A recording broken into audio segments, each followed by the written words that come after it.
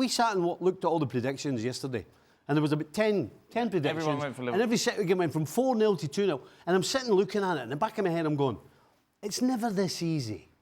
It's Manchester United against Liverpool. It never is easy, regardless of who wins or who doesn't win. And again, we saw today. You've got times recently where Liverpool have put 6 and 7 past them. Yeah, so it has been occasion, easy but it's come on, Chris. These games are never straightforward. Okay, here's the point. Well, they're as easy as you make them, and Liverpool made that difficult today as well. Yeah, let's go into that. Explain that to me.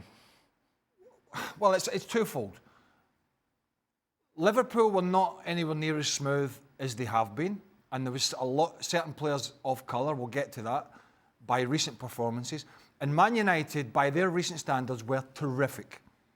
And I mean terrific. There was 2 challenges in particular, both on Ruben Dias, from Harry Maguire and Matthijs de Ligt in the first half, where the ball was rolled into Dias, and each time one of them came out and smashed him. Luis Diaz, yeah.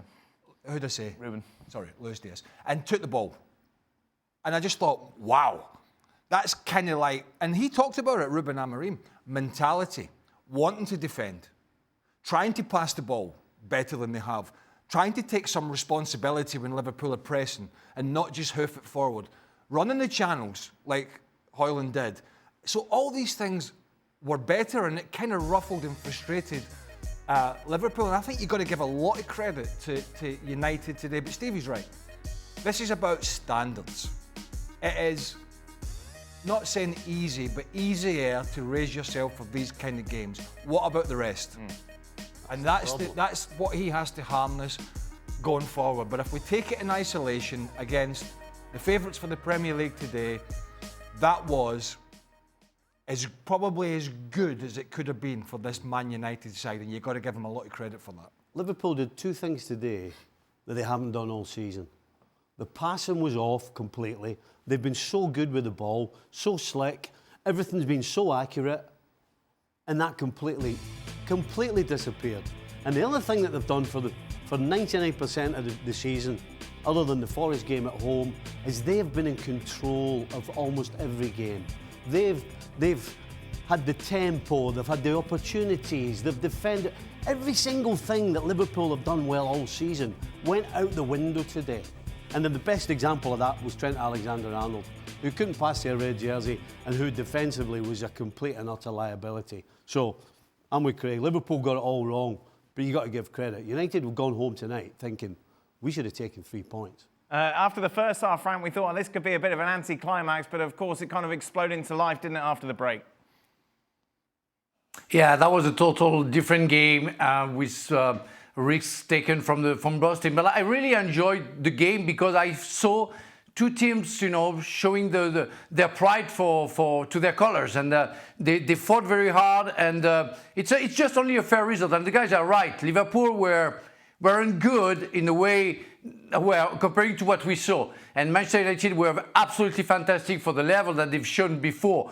But I really like everything that Craig was mentioning, the tackle that Manchester United players were doing. Euro at the time when he came on and tackled Nunez at the end, that was a superb tackle. He showed a lot. I like the pressure that they put against Liverpool. I like the mentality that they had.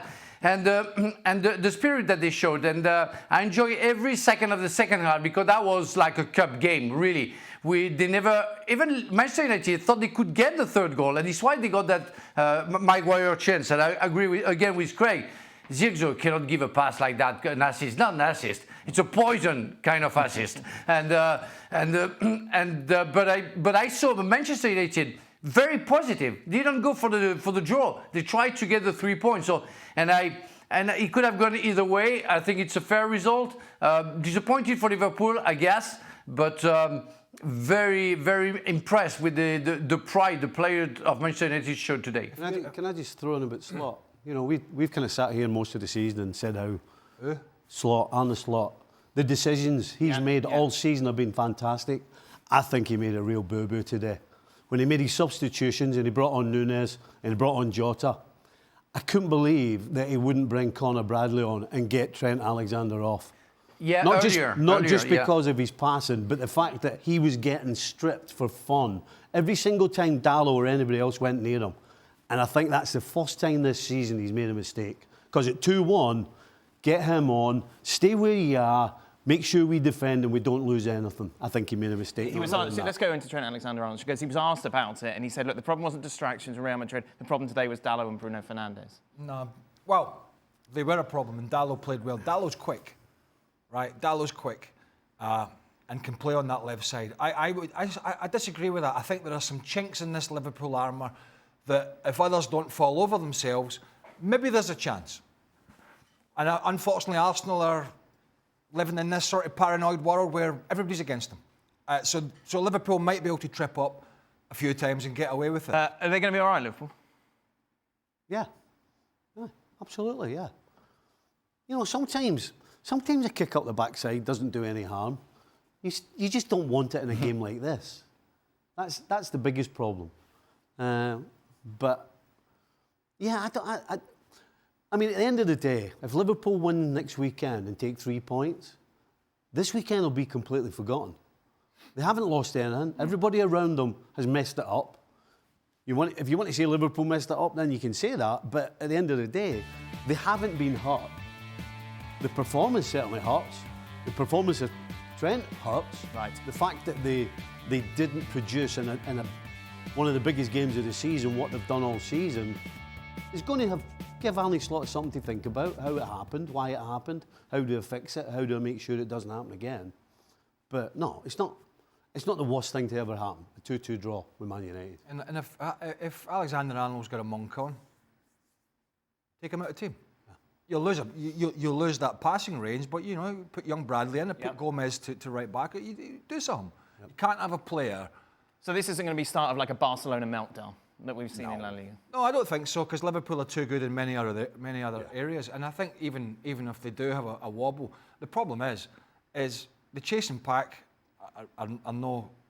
Well, that's it. It's not like Manchester City of years gone by that are going to win 20 in a row. Now, if City had been in the pomp and Liverpool had managed to get a gap like they have, then you'd have been going, you don't want to give this City team anything. But they're not going to. They're not really there. Yeah, they beat West Ham. Then you're looking at, if Chelsea have fallen away, you're really only looking at Arsenal. Yeah. Which is what we thought all along anyway, is that, you know, whoever's going to beat Arsenal this season probably going to win the league. And you wouldn't put any money on them putting a run together. But you don't want to give people that opportunity.